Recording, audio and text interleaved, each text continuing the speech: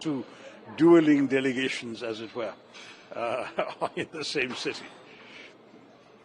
So since this India-Pakistan war, United States is one country that has always been on headlines because of Donald Trump, who has been claiming a mediation or getting a ceasefire between the two countries. During our engagements there, will this come up? How do I know what will come up, Ayushi? We'll have to wait and see what questions people ask. Look, we have enormous respect for the American presidency, and we will speak with that respect in mind. But broadly speaking, our understanding is a bit different. We had consistently said from the very beginning on May 7th that we are not interested in prolonging conflict. This is not the opening salvo in some sort of war. All it is retribution against the terrorists, period. If Pakistan had not reacted, we would not have reacted. That would have been the end of that. Pakistan chose to react with shelling, then we reacted to the Pakistan reaction. And throughout every day, the message was the same from India to everybody who would listen. If they hit, we'll hit. If they stop, we'll stop.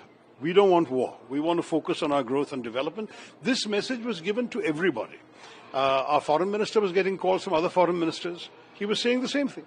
So in that sense, no one needed to persuade us to stop. We had already said stop. So if there was any persuasion by the American president or his senior officials, it would have been persuasion of the Pakistanis. They would have had to be persuaded. We don't need to be persuaded because we don't want war. We want to focus on development. That's the basic message. So Western media seemed to have ignored India's proof of damage to Pakistani assets and relied on Pakistani military briefings. What will you say on Western media hypocrisy, who even called terrorists as gunmen? And since you are going to give interviews there, are you going to change? Let's wait and see till I actually encounter the Western media rather than telling the Indian media first. But thank you, Ayushi, for the question. I'm forewarned.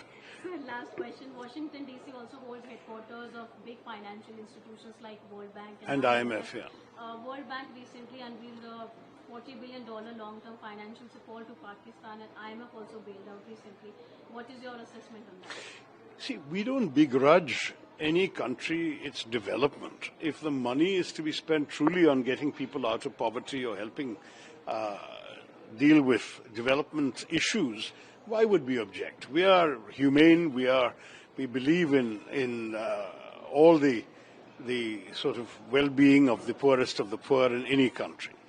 But if that money simply enables Pakistan to divert more resources to supporting terrorism, to arming themselves to attack us, and so on, then it would be most unfortunate. And I hope that the World Bank and the IMF, both of which are bodies in which India does have some influence, I hope they will both be told by our diplomats there